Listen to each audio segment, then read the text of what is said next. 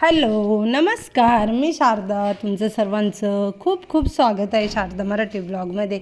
माझ्या सर्व ताई दादा मैत्रिणींना गुड मॉर्निंग. श्री स्वामी समर्थ. आजचा वार आहे सोमवार आणि इथे बघा माझी सकाळी सकाळी मस्त अशी देवांची आंघोळ घालून आणि देवपूजा झाली आहे. बरेच दिवसानंतर तुम्हाला मी आज देवपूजा दाखवली, पण देवांची आंघोळ घालताना काही दाखवलं नाही, कारण म्हटलं जरा मग कसा वेळ लागतो ना, कॅमेरा पकडा, सेट करा, सर्वच काही. तर इथे छान अशी माझी देवपूजा वगैरे झाली आणि आत्ता मी बनवणार आहे मसाला डोसा. तर रात्रीच तुम्ही बघितलं होतं का मसाला डोसाचं जे काही बॅटर होतं ते मी वाटण वगैरे करून डाळ तांदूळ ठेवलं होतं. आणि इथे बटाटा भाजी बनवली, चटणी बनवली शेंगदाण्याची. शेंगदाण्याची चटणी बनवताना शेंगदाणे छान असे भाजून घेतले, लसूण, हिरवी मिरची, कढीपत्ता आणि थोडीशी कोथिंबीर टाकून असं वाटण केलं. तर बघा मस्त असं पीठ पण फुगलं. आता उष्णता असल्यामुळे ना इडलीचं पीठ वगैरे छान फुलतं आहे, त्याच्यामुळे ना ह्या असे काय आपण पदार्थ करतो ना, इडली म्हणा, डोसे म्हणा, आप्पे म्हणा, तर खूप छान होतात. तर इथे ना व्यवस्थित मिक्स करून घेतलं, चवीनुसार मीठ टाकलं. आणि जेव्हा काही असं आपण पदार्थ बनवायला घेतो आणि मीठ म्हणा किंवा इनो जे काही खायचा सोडा वगैरे टाकतो ना, तर एकाच साईडनं फेटायलायचं, म्हणजे एकाच बाजूने हलवायचं, दोन्ही बाजूने हलवायचं नाही. दोन्ही बाजूने हलवलं तर तो पदार्थ व्यवस्थित होत नाही, आणि एकाच बाजूने असं फिरवलं ना तर तो पदार्थ एकदम छान होतो. तर चवीनुसार फक्त मीठ टाकलं. आणि आता इथे ना मी मसाला डोसा बनवून घेते. तर गरमागरम एकीकडे माझी बटाटा भाजी आणि चटणीसुद्धा झाली आहे. आता एकीकडे मसाला डोसा बनवते आणि मंडळींना खायला देते. गरम गरम खायला पण खूप छान लागतो मसाला डोसा.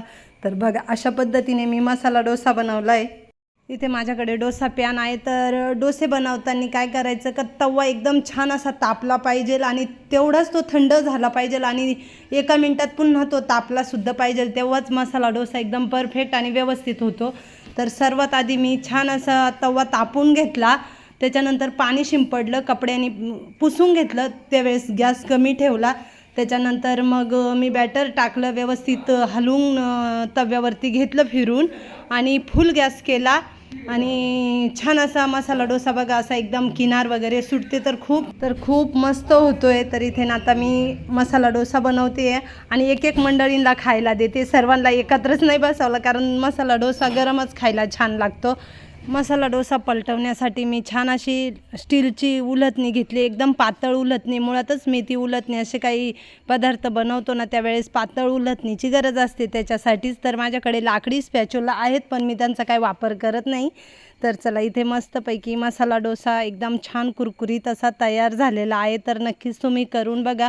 फक्त तवा तापायचं हे लक्षात ठेवा का तवा कशा पद्धतीने तापवायचा आणि कधी तो थंड करायचा, ह्या दोन्ही गोष्टी व्यवस्थित आपल्याला माहिती असल्या का मसाला डोसा एकदम परफेक्ट आणि एकदम छान असा होतो.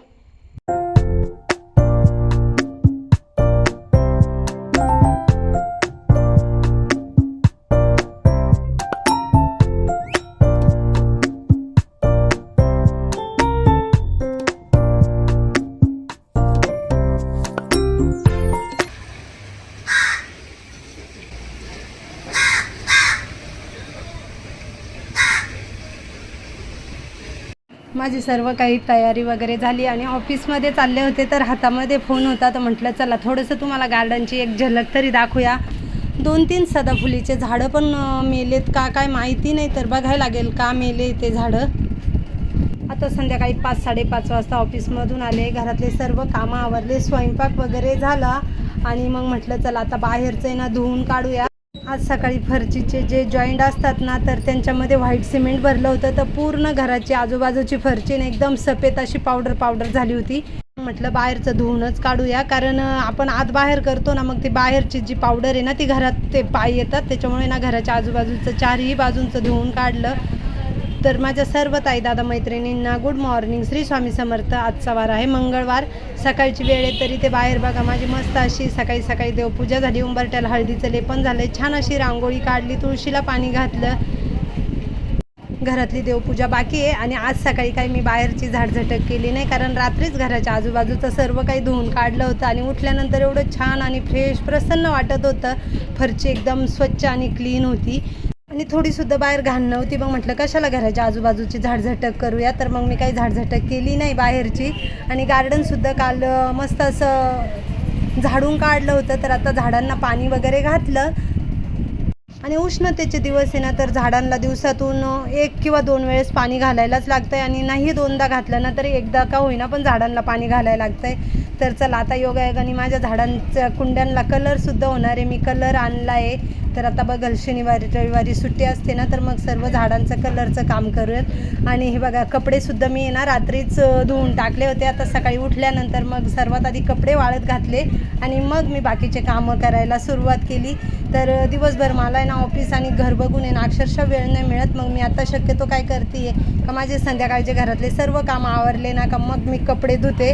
तर रात्री तेच केलं होतं का कपडे सर्व धुतले आणि मग ते घरामध्ये ठेवले. मी रात्रीचे कपडे बाहेर टाकत नाही वाळत. इकडे बघा तुम्ही किती किचनवर भांडे, स्वयंपाक वगैरे झाला आहे ना, तर आधी म्हटलं गुलाबजाम बनवून घेते, त्याच्यानंतर भांडे घासते. ऑफिसला पण जायचं आहे. चला घेते पटपट आवरून. आता इथे मी गुलाबजाम बनवायला घेतलं आहे. तर पाक तयार करून ठेवला आहे आणि हे गिट्सचं गुलाबजामचं पॅकेट होतं. तर दुधामध्ये ते पीठ सर्व काही भिजवून घेतलं आणि गुलाबजामचे छोटे छोटे असे बॉल तयार करून घ्यायचे आहे. तर इथे बघा पाक तयार झाला आहे. पाकामध्ये केशर टाकले, सर्व बॉल तयार करून घेतले, तेल तापायला कढईमध्ये ठेवले आणि कमी गॅसवर गुलाबजाम कधीही तळायचे, फुल गॅसवर तळायचे नाही. फुल गॅसवर तळले ना का ते पटकन बाहेरून जळून जातात आणि मधून पीठ तसंच असतं, म्हणजेच ते गुलाबजाम कच्चे असतात. तर इथे ना गॅस कमी केली आणि सर्व गुलाबजाम मी आता तळून घेणार आहे. तर गुलाबजाम म्हणा किंवा कोणताच काही पदार्थ ज्यावेळेस आपण तेलामध्ये तळतो ना, तर सर्वात आधी उलथणीचा वापर करायचा. उलथणीने छान तळता येतात ते, म्हणजे कोणताही पदार्थ असो तो व्यवस्थित होतो. आणि तेच झाऱ्याचा वापर केला किंवा एखाद्या चमच्याचा वापर केला तर तो पदार्थ फुटतो. त्याच्यामुळे ना शक्यतो सर्वात आधी उलथणीचाच वापर करायचा. आपला किचनचा काचेचा कॉर्नर बघा किती कलरफुल आणि छान दिसतो ना. तर तेलाच्या बाटल्यासुद्धा भरून ठेवायच्या आहे. त्या स्वच्छ घासून ठेवल्या आहे, फक्त आता त्याच्यात तेल भरून ठेवायचं आहे. तर सर्व गुलाबजाम इथे मी आता पाकामध्ये टाकून घेणार आहे आणि एकीकडे तळूनसुद्धा घेते. तर आता ना इथे अर्धा 1 तास मस्त असे गुलाबजाम पाकामध्ये भिजून द्यायचे. तर छान असे गुलाबजाम भिजले आणि बघा गुलाबजाम तयार झाले. तर मला ऑफिसलाच जायचं आहे. तर मग म्हटलं चला गार्डनमधले काही गुलाबाचे झाडांचे फुलं आहे ना सुकले होते, तर ते कटिंग करून काढून घेऊया.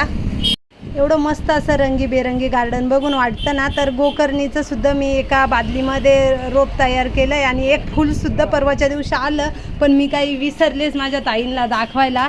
तर मी यांना आणि दीदी आधीला दाखवलं, म्हटलं बघा गोकर्णीचं फुलसुद्धा आपल्या गार्डनमध्ये तयार झालं आहे. तर चला व्हिडिओचा एंड करते.